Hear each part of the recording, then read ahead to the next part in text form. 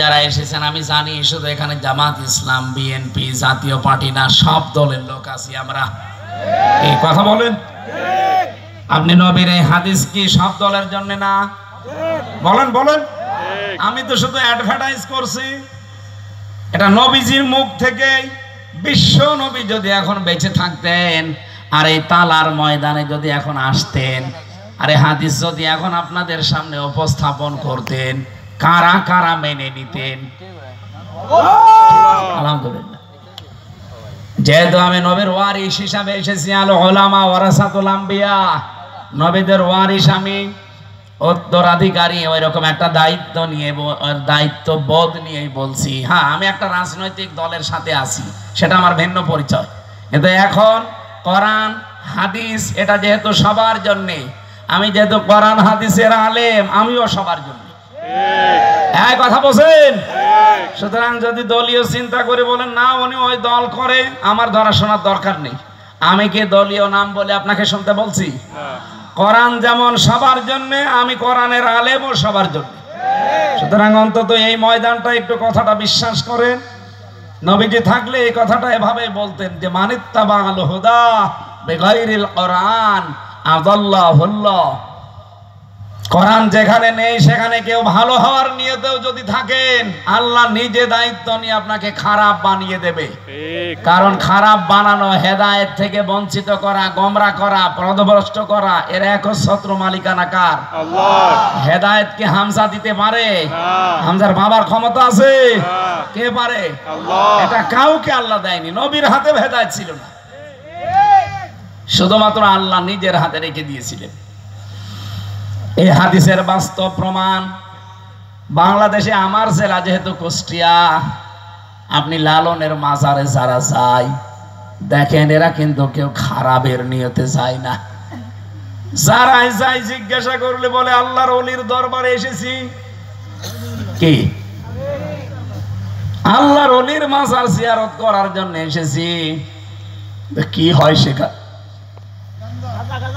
যেহেতু ওখানে কোরআন নেই, কোরআনের কর্মসূচি নেই, এই জন্য মানুষ আগে চাইছিল, ওখানে যাওয়ার পরে আরো খারাপ হয়ে যায়। আগে বিড়ি সিগারেট খেতো না, এখন খায়। আগে গাঁজা কি বুঝতো না, এখন গাঁজা খায়। এক কথা বলে না কেন? তাহলে বলেন তো, আগের চাইতে কি ভালো হয়েছে না খারাপ হয়েছে? তাহলে খারাপ বানাইলো কে? হ্যাঁ, না আল্লাহ। আদাল্লাহুল্লাহ, আল্লাহ নিজে খারাপ বানিয়েছে। কারণ কি? কোরআন যেখানে নেই তুই গেলি কেন? আরো আসতে বলে। তাহলে আমি এখান থেকে শিক্ষা দিতে পারি নির্দ্বিধায় যে বাংলাদেশে 48,000-এর উপরে এখন বিভিন্ন পীরের দরবার আছে, আমার তাহেরি ভাইয়ের দরবার সহ। যেখানে কোরআন নেই, কোরআনের কর্মসূচি দিয়ে কথা বলা হয় না, ওই দরবার যদি আমার বাবাও তৈরি করে, আমি ওখানে আর আজকে থেকে নেই। আমার নিয়ত যতই ভালো থাকুক, কোরআন নেই, এজন্য আমাকে খারাপ বানিয়ে দেবে কে? আল্লাহ। কি এটা এটা বোঝেন না? আমি আরেকটু এগিয়ে যাই নাকি নাকি পেছিয়ে যাব?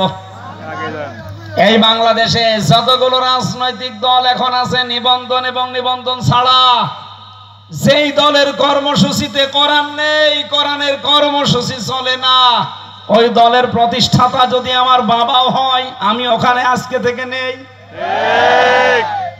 না, এটা এত জোরে বলার দরকার নেই, কারণ এটা আপনারা মানবেন না। আমি জানি এটা আপনারা মানবেন না।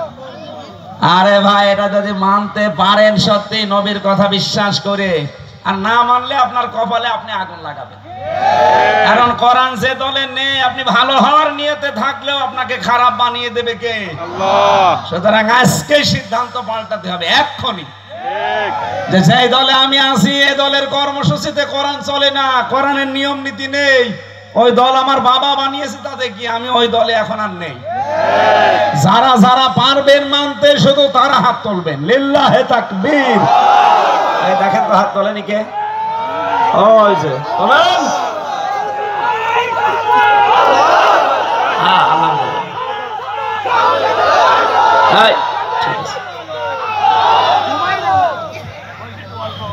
যাক, হয়ে গেছে, মাহফিল শেষ। না মানে আবার কি ওয়াজ করবো বলেন তো স্যার, কি ওয়াজ করবো? ওয়াজ হয়ে যায়নি, এর সাথে আবার কি ওয়াজ লাগে? এই ওয়াজ মেনে নিলে তো উনি এমপি হয়ে যাবে। কারণ এই দেশে এমন এমন দল আমরা করি যে দলে কোরআন নেই, কোরআনের কর্মসূচি নেই।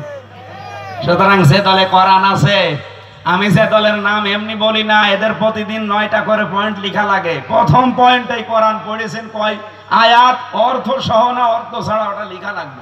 1 মাস পরে আবার দেখানো লাগবে ওনার উপরে, এই যে এই দেখেন, যদি ভুল হয় আবার নিচে টিক মেরে দেবে যে এটা ঠিক হয়। আমি এর চাইতে আর কি দলিল দেব বলে একেবারে আঙ্গুল চোখে লাগিয়ে দেখিয়ে দিলাম। এরপরও যদি কেউ না মানতে চান, আমার মনে হয় এটা আপনার